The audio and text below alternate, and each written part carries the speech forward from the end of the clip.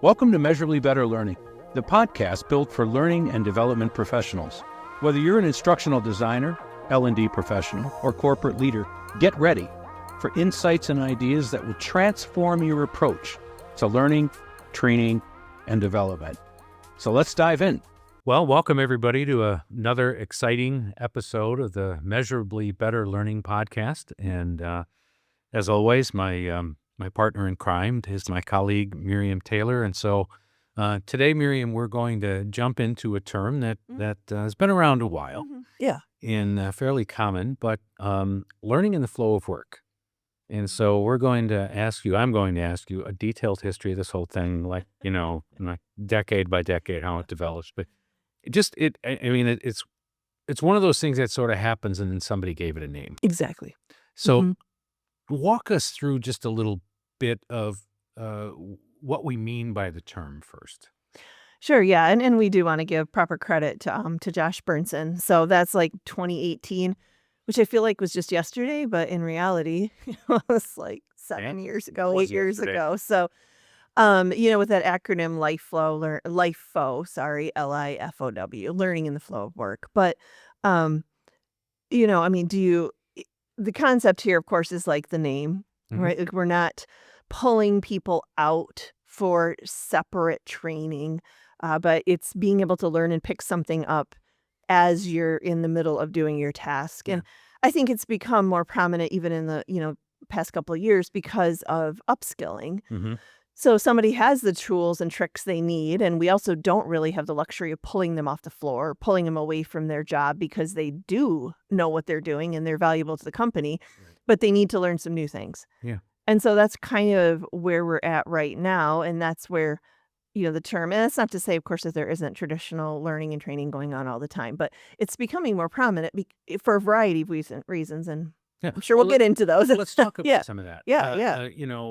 When I say why now, I don't suppose I mean why now, like why now AI. Right. But what's been the impetus driving this, and a little bit of the history of how training, and we've both been around this for a little while, how training has evolved, and why is this the logical choice right now? Yeah, definitely. I mean, you can think back to, and neither one of us were involved at this point, we'll make that clear, but in the 70s where, I've heard examples where, somebody needs training, they take their user manual, they drop it off in the instructional designer's office, and, a year later, out comes some training. Yeah. I actually visited a manufacturing company one time, and the gentleman who was leading the learning team was older, but his walls were covered with those big 3-inch 3-ring binders. Oh, yeah, exactly. And you could see everything that he had done. Somebody handed him that, and he turned it into something. Exactly. And we're talking overhead projectors, all of that. So we don't want to spend too much time there. Yeah. But we jump to like the 90s where we are talking, some online learning sort of. And then we get to like 2005. Now we sort of have these integrated systems where we have an LMS and we can put e-learning into it. At least some rudimentary, kind of narrated PowerPoint maybe. But we had some tools. But what's happening is, I think it's so interesting, right? Like on the consumer side of things, there's just content by demand anytime you want. We have YouTube, we have Twitter, we've got Spotify. And on the learning side, that hasn't really caught up. I have to go to my LMS. First, I have to remember my login. And then I got to sort through, and, they were very clunky. I put in a keyword, it gives me nothing, Or it gives you 33 things. Right. Either way is useless. Exactly. So I think what's happened is that it's almost to a certain degree driven by our learners who are saying, hey, if I can open up Amazon and it gives me 15 recommendations, or Spotify builds playlists for me based on my interests without anything, why can't I get that for my learning? Right. And furthermore, why do I have to log into this specific clunky tool? Well, and to be honest, learning in the flow of work, it's not even all tech. Like it could be a job aid, but it's a specific strategy, I think, where I can have what I need at my fingertips. And it's a strategy. It is a strategy. Right? Because correct. Both of us have seen the instances where a new thing comes along and everybody's 100% in. You go, this might be 20%, right? These tectonic plate shift things don't happen so often. What happens is we add better stuff. Agreed. onto the stuff we already have. So this is a thing that's kind of developed along with the technology. Um, so let's talk really practically before we take a break. Mm-hmm. How is it different? Different from maybe the developer side and different from the learner side. What's the experience like? Yeah, I mean, as a learner, I think the experience is so much nicer because I mean, we've all attended trainings where 90% of it was something I'm going to use 1% of the time, and then the other 5% of it I'll use all the time. Mhm. Well, I'm, working at my desk. I do something I need to do once a month, but I've got to, like we talked about, log into the LMS or comb through files or Right. so the user experience is much easier. Perhaps I have like a dashboard where all of the, things I need immediately at hand, and maybe I have control over that. I mean, I can put my stuff there on my own. Maybe I don't, but the user experience is so much easier because I can pull what I need. It's also not hour-long courses that I have to, Right. it's micro learnings at most. I've mentioned it could be a job aid.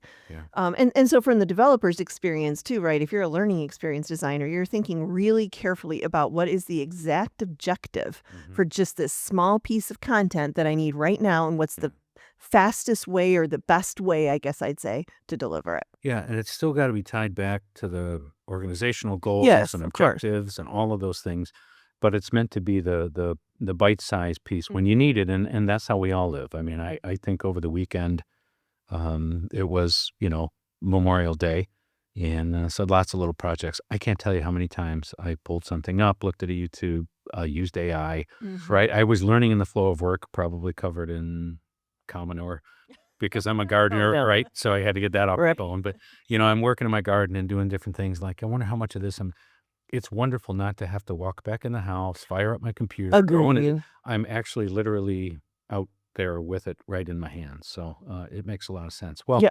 when we come back, we're gonna talk about, some of the specifics of how to help organizations, begin to transition Yeah, into this, it's so important. we'll be right back.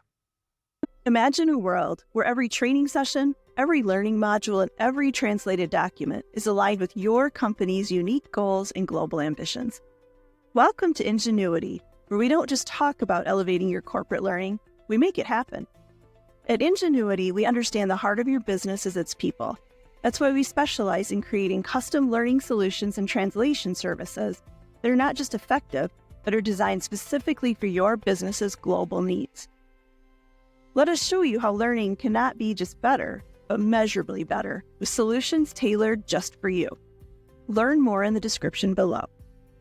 Well, welcome back, everybody. So, Miriam, I made a promise on your behalf That's fine. that I'm used to it. when when we came back from the break, that we talk a little bit about how you implement this, how do organizations begin to implement the learning in the flow of work concept. Yeah, so, okay, I'm gonna sound like a broken record to begin with, but as any good learning experience designer knows, you do need to identify the skills and the knowledge gaps. Mhm. And we can put together all this stuff for learning in the flow of the work that doesn't help anybody. So They, we they all know it, or they don't know it, and it doesn't apply. Exactly. Yeah. So, I mean, I could think off the top of my head, I can't tell you how many times in the last month I've been following a standard operating procedure, but mine's a one-off. Then I have to go ask 4 people or I gotta research. And so those are the kind of little things where let's identify, is there a knowledge gap here, Right. here, or what skills are we constantly hearing we need help with? Um, but then I think once we've identified those, I mean, the idea is that we're embedding technology into our daily workflow.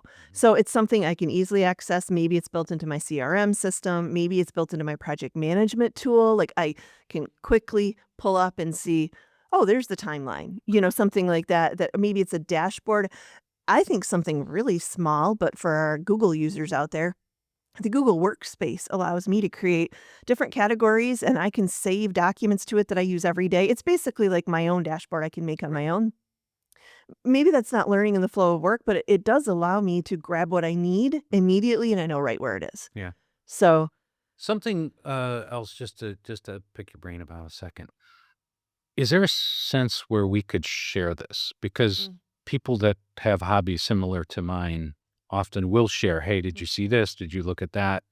Is there a way to share these things so that, I mean, it's a wonderful organic Yeah. way of people going, "Wow, I took a look at this. It was really helpful to me, might help you." Do you see that element playing in flow work? I do, and I think it kind of depends on really how locked down your organization Yeah. is. We've worked in several startups where we had a little freedom. Yeah. We had wikis back in the day, or now some kind of Google, Yep. but we had a pretty robust system of, hey, here's some topics we all struggle with. I watched this video, super helpful. I'm going to share a link or check out this book or whatever. But that's a great way to share. And like you said, it's an organic movement, or even I can't figure out how to do this. I figured it out. I Oh, made my own video yeah. and I'm just going to share it, let everyone else use it. Again, that's another thing I do all the time. And all of a sudden you're in some chat room and Right. somebody with a PhD and the thing you're looking for is answering in a very wonderful, probably overly technical way. But you go, oh, okay, I get it. Yeah. That's cool. Yeah. And in that, I mean, there's a couple other ways, but I think too, I don't want to circumvent. We talk about learning in the flow of work. It's not all tech. So Yeah. mentorship and coaching, right? Like I'm working on something. If there's somebody I can immediately chat or talk to sitting next to me or across That's a the really good room, point. that's learning in the flow of work. And sometimes those are the best, like, oh, yeah, they had the same issue 2 years ago. They can tell you exactly how to do it. Yeah. That's learning in the flow of work. Yeah, and that's a really good point. It's that institutional Yeah. knowledge or experience that gets shared with somebody that says, here's the easy way to do that. Mhm. And yeah, and again, you still want to see if you can capture that somewhere, Right. So that other people can share it. So you don't have to be standing next to this person Agreed. time. So Yeah. well, Yeah. let's talk through some samples. How do you see this this playing out in reality? Yeah, well, I'm gonna combine two to start with because it was such a crystal clear example to me. The sales world Mm. or the medical world. And a long time ago, we had a client who was sending, sales representatives out, but in the medical field, fairly complicated, tools and products to sell. Right. There was a 300-page PDF that basically like they were trying to memorize or like call up on their laptops as the client was asking a question. It was very clunky. And so doing things that, having an app or having a system built into your CRM where it's keyworded and I can just quick pull up. So I'm literally, I mean, we've all done this on a call with a client. They ask a question we're not sure of. And so we're busy over here Googling or using. Yeah. I don't And I go, hey, Miriam. Right.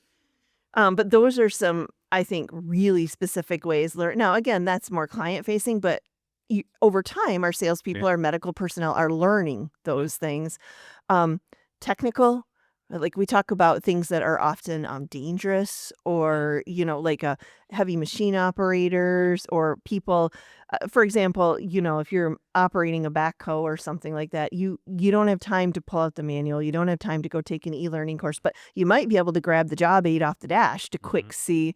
And then I think onboarding, like so much of, I mean, bless all of us who go through onboarding, to learn complicated systems for any company. Every company has those, but to have pop-ups, to have quick resources that someone could look at, additional information, a hover over, those are really small things, but man, they make learning in the flow of work so much easier at that point. Yeah.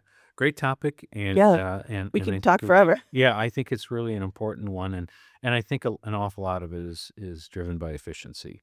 Absolutely. The stronger and stronger time management and a greater drive to efficiency. And sometimes things are highly efficient but annoying to the learner. I think this is highly efficient and greatly appreciated by the learner because you go, 29 minutes were wasted. Yes. 1 minute was really good. Yes. Can you figure out how to give me the 1 minute? Yes. Yeah. So Well, and just as we wrap up, I will make a quick argument here for AI because we're talking really about making shorter subset pieces, chunks of stuff we already have. And if we can feed that into, any of our AI tools and say, can you create an outline, a summary, some quick points? Yep. Now, as a learning experience designer, I have a place to start with. Here's a list of quick keys from this hour-long training. I don't have to figure that out on my own. Right. So that's a great place to get started building some of those materials. For sure. Well, as always, thanks for your Thank you. expertise. And I look forward to our next conversation. Thank you. Before we wrap up the show, if you're looking to dive deeper, we've got tons of free downloads, L&D resources, and details about upcoming webinars that you won't want to miss. They're found in the episode description. Plus, if you ever want to chat with either one of us, now's your chance. You can find links in the episode description to connect directly with Miriam or me. We're here to answer your questions and to discuss all things learning and development. And speaking of questions, we love hearing from you. Whether it's a question or a comment or a topic you're curious about, or if you just want to join the conversation, drop us a comment on your favorite social media channel. Your input shapes our shows. Don't forget to subscribe to our podcast on your favorite platform. It's the best way to ensure you never miss out on our latest episode. We're excited to continue to transform learning into a measurable success with you. Until next time.